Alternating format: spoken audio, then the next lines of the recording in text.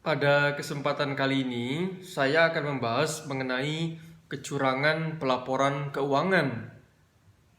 Pelaporan keuangan yang menyesatkan merupakan kesalahan penyajian atau penghilangan suatu jumlah atau penghilangan suatu pengungkapan secara sengaja dengan tujuan untuk menipu para pemakai laporan keuangan. Sebagai contoh, dalam kasus kecurangan yang terjadi pada WorldCom, di mana manajemen entitas dengan sengaja mengkapitalisasi pengeluaran senilai miliaran dolar sebagai aset tetap, yang seharusnya jumlah tersebut dilaporkan sebagai beban. Kebanyakan kasus pelaporan keuangan yang mengandung kecurangan berkaitan dengan suatu usaha untuk melaporkan lebih saji pendapatan, baik dengan cara membuat lebih saji aset dan pendapatan atau dengan menghilangkan pendapatan diterima di muka dan menggantikannya dengan pendapatan. Dalam beberapa kasus, pernah juga dijumpai kondisi sebaliknya, di mana perusahaan dengan sengaja melaporkan kurang saji pendapatan dengan tujuan untuk memperkecil laba dan juga memperkecil pajak penghasilan.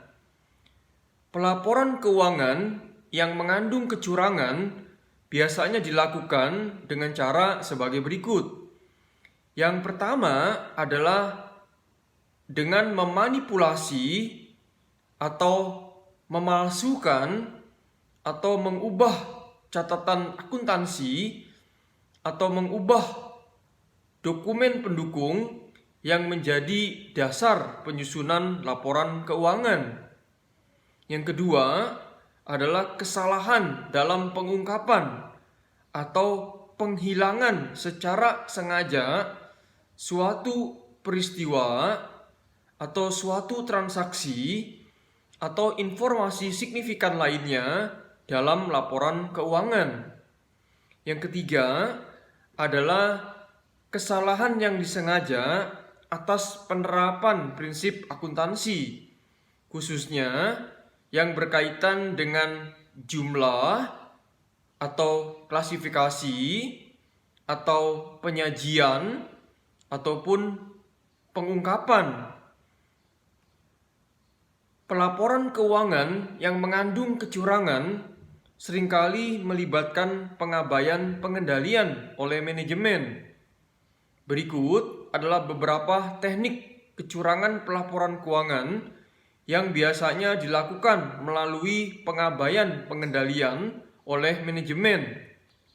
Yang pertama adalah dengan mencatat jurnal fiktif.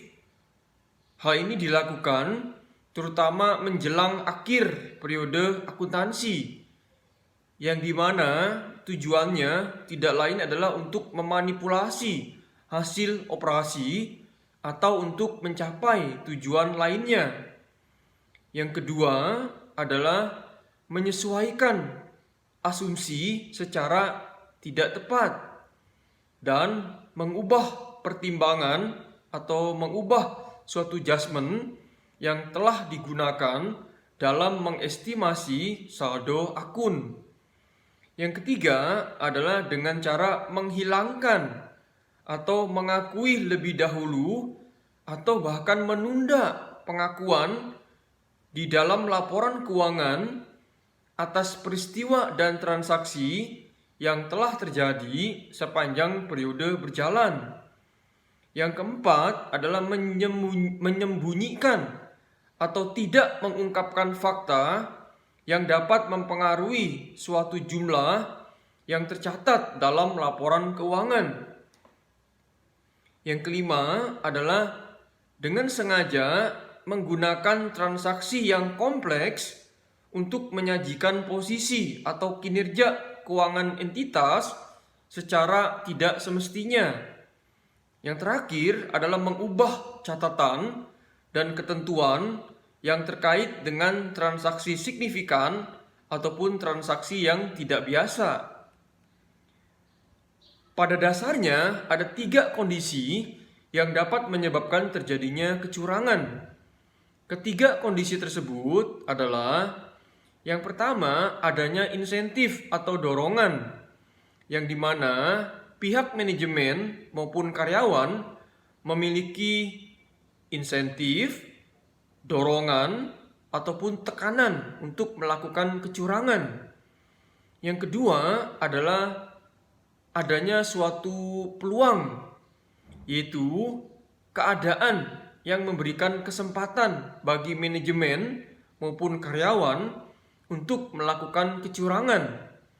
Yang ketiga adalah adanya perilaku atau pembenaran atas tindakan kecurangan tersebut.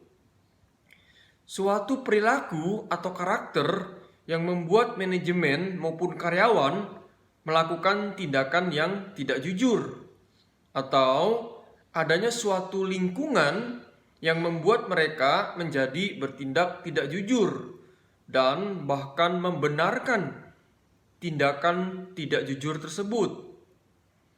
Berikut adalah contoh faktor risiko untuk masing-masing kondisi yang menyebabkan terjadinya pelaporan keuangan yang mengandung kecurangan. Yang pertama adalah terkait dengan insentif atau tekanan. Tekanan atau dorongan bagi entitas untuk memanipulasi laporan keuangan timbul ketika terjadinya penurunan atau ketidakstabilan dalam prospek keuangan entitas, yang dimana hal ini bisa diakibatkan oleh kondisi ekonomi atau faktor industri ataupun faktor operasi entitas. Sebagai contoh, menurunnya permintaan dari pelanggan dan meningkatnya kegagalan bisnis baik dalam lingkup perusahaan, lingkup industri, maupun lingkup perekonomian secara keseluruhan dapat menimbulkan tekanan tersendiri bagi entitas untuk memanipulasi laporan keuangannya. Entitas akan terdorong untuk melakukan manipulasi laba pada saat terjadinya penurunan laba yang dapat mengancam kemampuan entitas dalam mendapatkan pinjaman. Entitas bisa juga memanipulasi laba untuk memenuhi ramalan atau ekspektasi analis dan ukuran kinerja tertentu, seperti tercapainya laba dan harga saham yang tinggi. Bahkan, manajemen juga bisa memanipulasi laba demi menjaga reputasinya. Yang kedua adalah terkait dengan peluang.